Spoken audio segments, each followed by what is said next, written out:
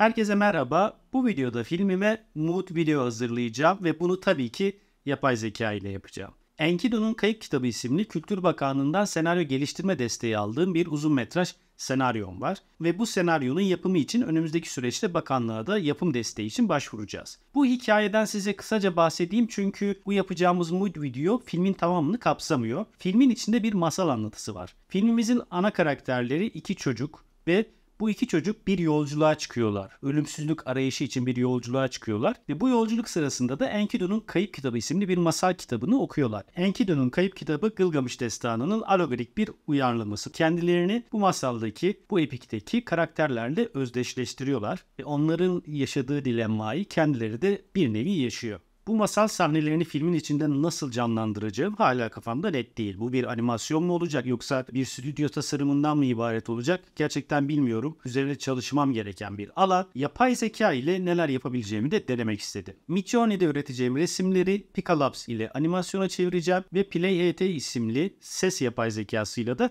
seslendirteceğim. Gerçekten ben de merak ediyorum nasıl bir sonuç çıkacak. Özellikle Picalabs'ın son sürümü 1.0'ı kullanacağız. Onu da nasıl kullandığımızı bu videonun içerisinde bulabileceksiniz. Gelin masalımızın mood videosunu birlikte yapalım. Böyle bir taslak hazırlamıştım. Bunun çıktısını da aldım. Proje sunumlarında bu tür çıktılar işimize yarıyor. Kısım 1'den başlayarak kısım 6'ya kadar ilerleyen bir anlatı bu. Gılgamış Destanı'nın neredeyse birebiri. Özellikle başlangıç kısmına uzaylılarla ilgili bir bölüm ekledim. Anunnakiler. Zakaria Sitchin isimli İranlı bir arkeolog var. Aslında onun kitabından esinlenerek Gılgamış Destanı'nı revize ettim. O da Sümer yazıtlarından yola çıkarak günümüze dair bir tarih yorumu yapıyor. Hatta projenin isminde de kendisinin bir kitabından esinlenmişti. Ben bu kısımlardan sadece birini, ilk başlangıç kısmını anime edeceğim yoksa çok uzun sürer. Böyle grafik bir kitap halinde de çevirmiştim. Eski bir kitap görüntüsü vererek. Aslında bu kitap da çocukların okuduğu kitap olacaktı. Bu şekilde bir kitap tasarlamıştım. Sümerlerden esinlenilen çizimler var. Hızlıca hikayeyi de okuyayım, ne yapacağımıza dair bir fikriniz olsun. Çünkü ben bunu İngilizceye çevireceğim. Türkçe düzgün vurgular yaparak henüz seslendirebilen bir yapay zeka bulamadım. Yavaş yavaş entegre edeceklerdir. Türkçe ile de güzel seslendirmeler mutlaka yapacağız. PlayET'te bulduğum Samuel isimli bir seslendirme benim gerçekten çok işimi çözdü. Şimdi hızlıca bu sahneyi size okuyorum. Bundan yıllar önce kimsenin adını bile duymadığı, cisminden haberdar olmadığı Nibiru isimli bir gezegen varmış. Bu gezegende kendilerine Anunnakiler diyen uzaylılar yaşarmış. Fakat Nibiru gezegeninin atmosferinde bir delik oluşmuş ve gezegen yaşanmaz hale gelmiş. Anunnakilerin büyük kralı Anu, krallık konseyini toplamış ve onlardan atmosferi onarmalarını istemiş. Bilim adamları uzun süren arayışları sonucu bir çözüm bulmuşlar. Atmosfere altın tozu yayarak güneş ışınlarını geri yansıtabilirlermiş. Güneş sisteminde altın madeni bulunan tek gezegen Dünya'ymış. Anunnakiler Dünya'ya gelerek altın çıkarmaya başlamışlar. Dünyada yaşayan insan ırkından da yardım almışlar. Karşılığında ise onlara birlikte yaşamayı ve şehirler kurmayı öğretmişler. Anunnakiler Nibiru'nun atmosferini topladıkları altın tozları ile onarmayı başarmış. Fakat Anunnakilerden bir kısmı dünyaya yerleşerek kendi gezegenlerine dönmemiş. Bunlardan biri de dünyalı bir adama aşık olan Kral Anu'nun kızı Ninsun'muş. Ninsun adam ile evlenmiş ve Gılgamış adında yarı uzaylı, yarı insan bir oğlu olmuş. Gılgamış henüz çocuk yaşlarda bile efsanelere konu olacak bir güce sahipmiş. Kısım 1 burada bitiyor. Daha sonra Gılgamış'ın insanların ilk kralı olduğuyla devam ediyor. Biz sadece Gılgamış'ın doğduğu ana kadar olan kısmı ele alacağız. Bu metni ben direkt kopyalayarak Google Translate'e çevireceğim, sonra da düzelteceğim. Yani sıfırdan çevirmeyle uğraşmayacağım. Google Translate'e gireceğim. Buraya yapıştırıyorum. Metni çıkarıyor. Bunu daha sonra düzelteceğiz. PlayET web sitesine giriyorum. Öncelikle seslendirmemi yapacağım. Çünkü kafiyeli bir seslendirme istiyorum. Belki Tim Burton'ın işlerinden bu kafiyeli hikaye anlatımlarını biliyorsunuzdur. Tabii ki biraz müzikal seslendirmelere giriyor. Biz müzikal kısmına girmeyeceğiz. Sadece kafiyeli bir İngilizce ses tonuyla seslendirteceğiz. Tim Burton'ın This is Halloween isimli bir çalışması vardı. The Nightmare Before Christmas, Christmas öncesi kabus. Nasıl çevriliyor tam da bilmiyorum. The Nightmare Before Christmas isimli filminden This is Halloween isimli bir çalışma var. Red and black. Aren't you scared? Well, that's just fine. Say it once, say it twice. Take a chance and roll the dice. Ride with the moon in the... Yani burada duyduğunuz gibi kafiyeli bir anlatı. Bunu Türkçe kafiyeli hale çevirirseniz gerçekten hiç dinlenilir gibi olmuyor. Fakat İngilizce olunca nedense daha cazip geliyor. İngilizce sevdiğimden değil açıkçası. yapay zekaların şu an İngilizceyle daha iyi çalıştığından ve bu kafiyenin o literatüre daha iyi uyduğunu düşündüğüm için. Tabii ki burada ne yapıyoruz? ChatGPT'ye gireceğiz. Ve ChatGPT'den bu metni kafiyeli bir anlatıya çevirmesini isteyeceğim. Önce bir tırnak koyuyorum. Metnimi yapıştırıyorum. Daha sonra kafiyenin İngilizcesi neydi? Ona da bir çevirelim. Write the same story with rhyme. İngilizce olduğu için ChatGPT'ye de İngilizce soruyorum. Google Translate'ten kopyaladığım şekilde İngilizce olarak ChatGPT'ye yapıştırdım. Write the same story with rhyme yazdım. Enter'a bastık. Bize bu şekilde bir metin çıkardı. In days of yore a tale untold, of Nibiru a planet bold. Unlike allies in the sky, on Nibiru's surface they did reside. Bunu da kopyalayıp PlayHD'ye yapıştıracağım. PlayHD'ye giriyorum. Buraya geldikten sonra direkt metni yapıştırıyoruz. Benim burada 550 kelimelik bir hakkım kalmış. Burada Samuel isimli seslendirme sanatçısı seçildi. Çünkü bu Samuel yapay zeka seslendirmesi için aslında PlayHD'yi kullanıyorum. Daha önceki bir işimde de bir reklamda da bu sesi kullanmıştım. Çok iyi seslendiriyor. Birazdan size de dinleteceğim. Burada dikkat ettiğim bu seçili olduğunda 09 biraz daha yavaş konuşturtuyorum. Çünkü çok hızlı oldu mu masal anlatısına uymuyor. 09 yani yavaşlatabiliyorsunuz 091 ya da hızlandırabiliyorsunuz sesi ya da buradan sesi değiştirebiliyorsunuz. Burada satır satır ayırdı. Yukarıdan generate all diyoruz. Öncelikle ayırıyor, daha sonra da bütün hepsini generate yapacak. Generate etsin. In days of yore a tale untold, of Nibiru a planet bold, Anunnakis, aliens in the sky. On Nibiru's surface they did reside. Burada tabii dikkat etmemiz gereken virgüller, noktalar nereye koyulmuş? Virgülleri kaldırmak gerekiyor. Çok esli konuşuyor çünkü bu kadar esli konuşmasına gerek yok. Burada düzenlemeleri yaptıktan sonra tekrar generate diyeceğiz. Birkaç problem var. Onları düzelteceğim metinlerde. Her değişiklikte buradaki kelimelerim azalıyor. Daha fazla değişiklik yapacak da bir hakkım kalmadı. Kotam bitmek üzere. The planet's fate they couldn't bear. Anu, their king wise and grand. Okey. Bu işlemi bitirdikten sonra buradan exportluyoruz. Tek bir ses dosyası olarak indir diyorum. Tabii asıl mevzu bundan sonra başlıyor. Birazdan Midjourney'e girip bu imajları yaratmaya başlayacağız. 2 farklı ses kaydı aldım. Bunların içinden hangisini kullanacağımı daha sonra karar vereceğim. Metinler farklı.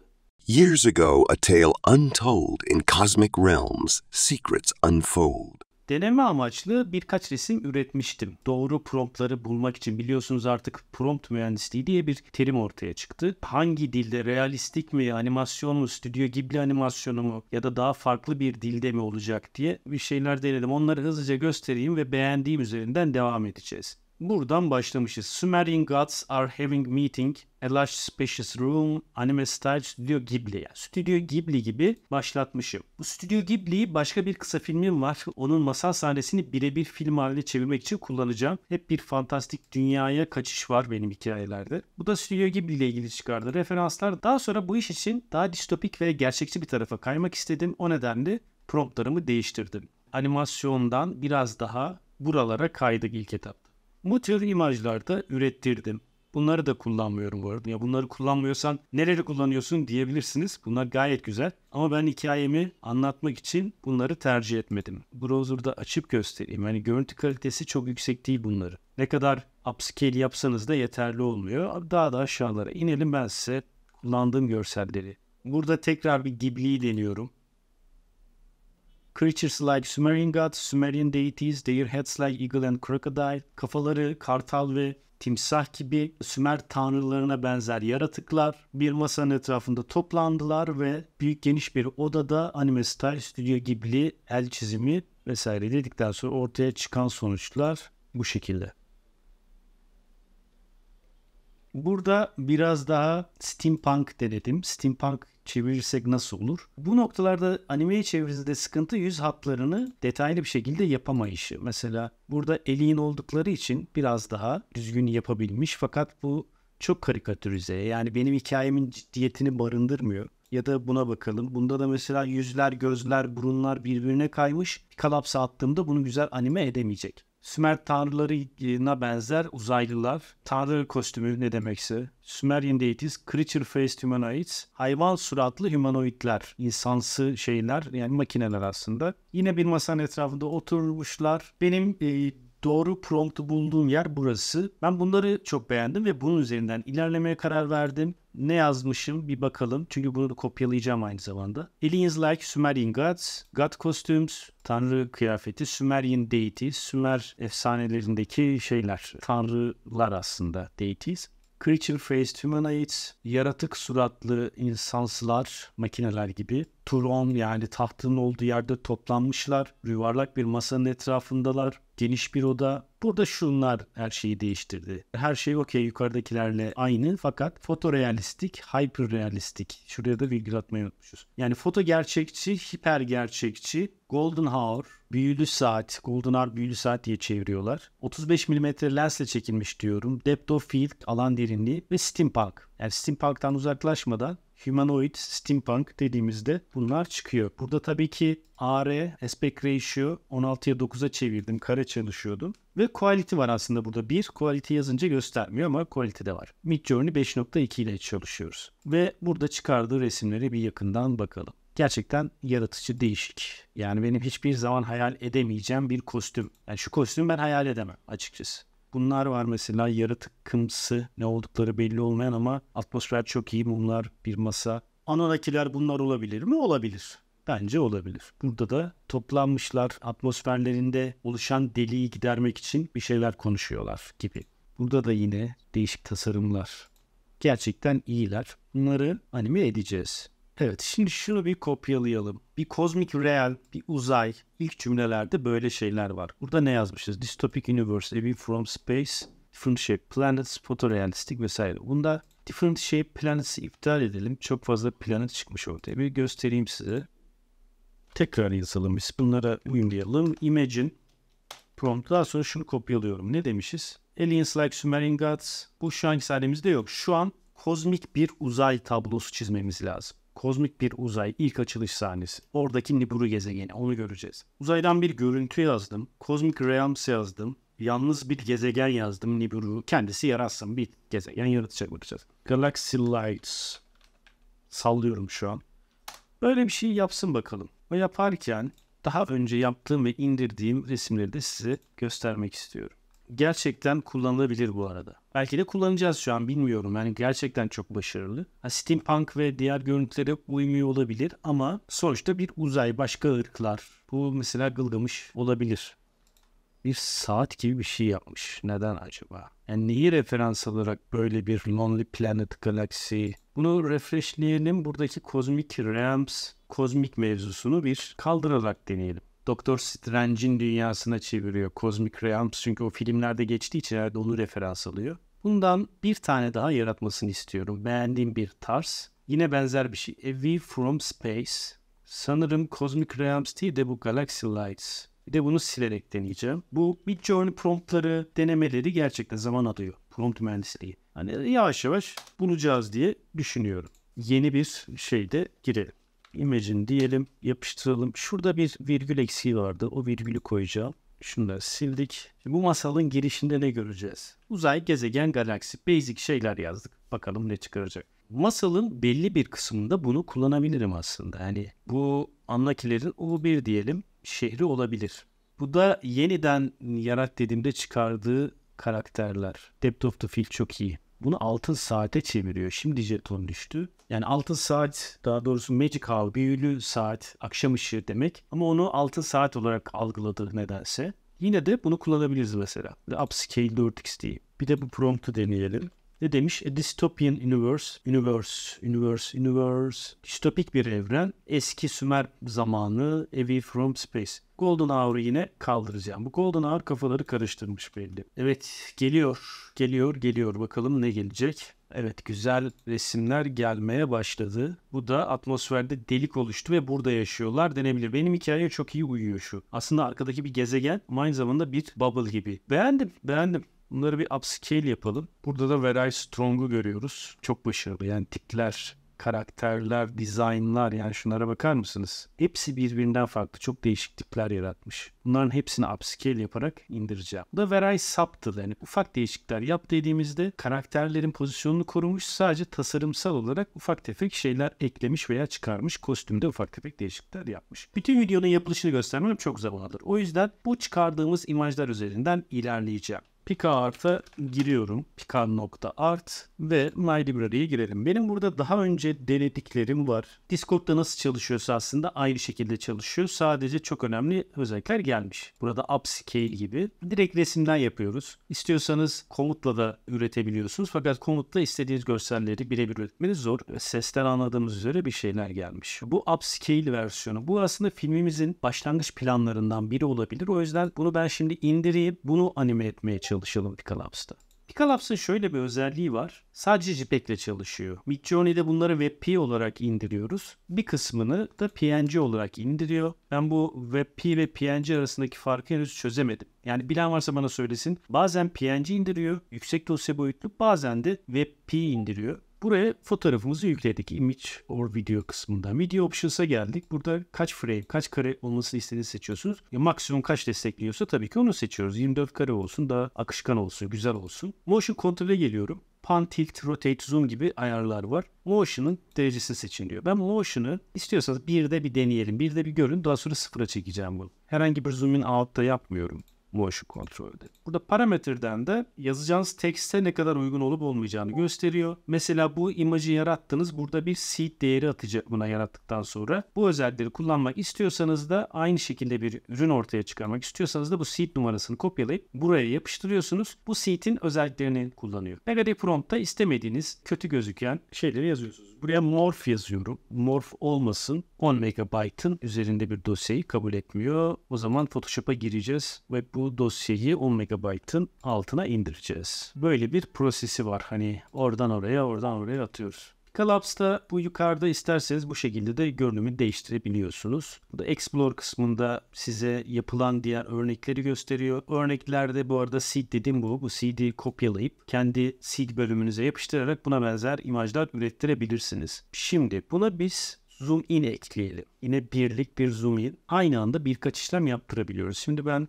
Motion 0 zoom in yaptıracağım. Bir de bunu deneyelim. Zoom in'i de iptal ettim. Direkt sıfırda bir animasyon yap diyorum. Picalabs'ın en önemli özelliği bu, ücretsiz. İstediğiniz kadar deneyebiliyorsunuz. Runway ML bazı imajlardan, resimlerden daha iyi animasyonlar üretebiliyor fakat paralı. Hani size bir kota veriyor ve sürekli bitiyor. Sürekli para harcamanız lazım. Çok kullanışlı bulmuyorum o açıdan. Motion'ın 2 olduğu bir animasyonu da yapsın. Ortaya çıkan sonuçlara bir bakalım. Buradaki ünlem işaretine tıkladığımızda ayarlarını görebiliyoruz. Bu Motion 1 ile oluşturduğumuz animasyon. Autofocus'tan net'e geçiyor. Neden böyle olduğunu gerçekten bilmiyorum. Birçok denememde benzer sonuçları görmüştüm. Buna bakalım, bu zoom in. Yine Motion 1 zoom in. Fena değil. Ateşli bir alan varmış gibi anime ediyor. Buraya bakıyoruz. Zoom in 0. Zoom in 0 dediğimizde de böyle bir yaklaşma yapmış. Bunda 0 motion. Hiçbir motion yok. Var olan içerisinde herhangi bir kamera hareketi yapmadan animasyon üretiyor. Kamera hareketi eklemedik ama Motion 2 deyince böyle bir zoom in eklemiş. Ben şunu tekrar retry diyeceğim. Retry deyince altına bu şekilde getiriyor. Bu altta retry tekrar yapmasını sağlıyor. Prompt yazdıysanız promptları değiştirebiliyorsunuz. Edit dediğinizde de Modify Region ve Expand Canvas. Canvas'ı genişlet. Burada 916, 16:9, 1'e 1, 5'e 2 falan gibi, 4'e 3 gibi farklı canvaslara çevirip boşlukları doldurabiliyorsunuz. Ya da Modify Region dediğinizde de burada belli bir alanı seçip o alana bir şeyler ekleyebiliyorsunuz. Yani mesela şuraya bir planet koysak bakalım oraya küçük bir gezegen ekleyecek mi? Bu şekilde bir değişiklikleri yaptırabiliyoruz. Ayrıca Pica 1 ile gelen en önemli özellikler. 4 saniye ekleyebiliyor ve bunun görüntü çözünürlüğünü arttırabiliyoruz. Pica'nın Discord versiyonunda görüntü kalitesi gayet düşüktü. Burada görüntü kalitesini de arttırabiliyoruz. En önemli iki özellik aslında Pica 1.0'da gelen bu ikisi. Buna 4 saniye ekle diyorum. Add 4 seconds, çalıştır. Gezegen ekle dediğim çalışmamış. Bu 7 saniyelik versiyonu. İlk 3 saniyeden sonraki kısımlar bulanıklaşıyor. Bunu bir upscale yapsın bakalım nasıl olacak. Hani bu bulanıklaşmayı giderecek mi? Deniyoruz. Benim de deneyerek öğrenmeye çalışıyorum. Upscale yapılmış hali bu. Bunu bir indirerek izleyelim. Başlangıç görüntü kalitesi çok iyi. Yalnız ilerleyen saniyelerde görüntü kalitesi bozuluyor. Bakalım. Evet. 4 saniye uzatmalar iyi çalışmıyor. Yani ben iyi çalıştığını göremedim açıkçası. Meeting. Sadece Meeting'le deneyeceğim. Bir de bu promptumu kopyalayarak deneyeceğim. Midjourney promptumu birebir kopyalayarak yapıştırdım. Bir de öyle 0 motion'la denemesini istiyorum. 1 motion'lu versiyonu. 1 motion'lu versiyonu tat vermedi. 0 motion'lu versiyonu çok küçük hareketler var. Daha büyük hareketler olmasını istiyorum. 2 motion'lu zoom olmuyor. Bu sadece 2 motion. Zoom da yok ama kendi otomatik zoom in ekliyor 2 motion'da. 0 motion'lu zoom in. Yani işte çok bozuyor gördüğünüz gibi. Bu 1 motion'lu zoom in. Çok sert. Meeting yazdığımız, text ile yazdığımız animasyonda bir şey eklememiş. Buna bakalım. Bunda bayağı uzun bir prompt yazdım. Ufak tefek hareketler var ama tat vermiyor. Bazıları yapay zeka ile fotoğrafı attığın animasyona dönüştü diye çok dillendiriyor ama hiç de düşündüğünüz kadar kolay değil. Kaç versiyon yaptık? Gerçekten sayacağım yani 3-4 tane burada 7, 10, 13, 16. Yani tek image'dan prompt mühendisliği deneyerek 16 farklı animasyon yapmaya çalıştım. Doğru animasyonu bulabilmek için. Benim için şöyle bir kolaylık sağlayacak. Burada neyin çalıştığını gördükten sonra bir sonraki imajlarda, resimlerde daha kolayca animasyonumu yapabileceğimi düşünüyorum. Bu proses gördüğünüz gibi çok uzayabiliyor. Tekrar aynı efekti yaklaşma, uzaklaşma, animasyonu, motion değerlerini değiştirerek istediğimiz animasyonu yakalamaya çalışıyoruz. Bunu bütün imajlarda yapacağız. Tabii ki proses çok uzun. Bütün videoları burada size nasıl dönüştürdüğümü anlatmam çok uzun bir zaman alır. O yüzden gelin son ürünü bir izleyelim ve üzerine konuşalım. Years ago, a tale untold in cosmic realms, secrets unfold. Nibiru, a hidden star, unknown to all, from near to far. Anunnaki's beings rare, on this planet they made their lair. A hole ripped through the sky so high, Nibiru's fate, a mournful sigh. Great King Anu, with regal might, convened his council in the night. Atmosphere shattered a dire plea, repair our home, said Anu's decree. In the laboratory of the mind, science sought a way to bind. A solution found a cosmic trust. To mend Nibiru, they must adjust. Gold dust, a treasure from Earth's embrace, a shimmering veil in space. To reflect the sun's radiant kiss, a remedy born from cosmic bliss. Anunnaki, a celestial band, descended to the earthly land. To mine the gold, a sacred quest, from Earth's heart, the very best. Humans, beings of mortal birth, joined the Anunnaki on Earth. A pact formed, a shared delight, to mend the fabric of Nibiru's plight. In return for aid, a cosmic dance, they taught us to build and enhance. Cities rose, a testament true to unity born from the cosmic view. Ninsun, daughter of the starry night, weed Adam, a love-taking flight. A union rare, a cosmic seed, Gilgamesh born, a legend to heed. Half alien, half human race, with legendary power, a celestial grace. From Ninsun's lineage, a story untold of Gilgamesh, his tale unfolds. Anu's love, a king enthralled on Earth's soil, his heart installed.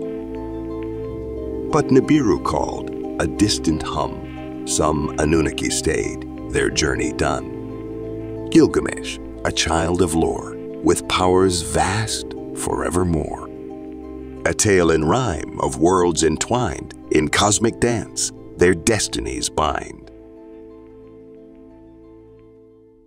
düşündüğümden daha uzun sürdü. Bu tür yapay zekaların daha pratik bir şekilde çözümler sunmasını artık bekliyorum. Özellikle önümüzdeki yıl 2024 çok heyecanlı geçecek. Yapay zeka dünyasında gerçekten çığır açacağını düşünüyorum. Bu 2024-2025 önümüzdeki birkaç yılda daha pratik sonuçlara ulaşacağız. Picalaps'ın son sürümünden daha iyi bir performans bekliyordum. İstediğim verimi alabildiğim söylenemez. 4 saniye uzatma kısmı verimli çalışmıyor. Görüntünün kalitesini bozuyor fakat upscale gayet başarılı, yüksek çözünürlüklü görseller veriyor bize. Bu tür videoları daha çok çekeceğim. Birçok senaryom var. Fantastik anlatıları seviyorum. Bu tür masalsı anlatılar için farklı yapay zekalarla video denemeleri de yapacağım. Umarım bu videoyu beğenmişsinizdir. Bu tür içerikleri daha çok görmek istiyorsanız kanala abone olmayı ve bu videoyu beğenmeyi lütfen unutmayın. Bir sonraki videoda görüşünceye dek hoşça kalın.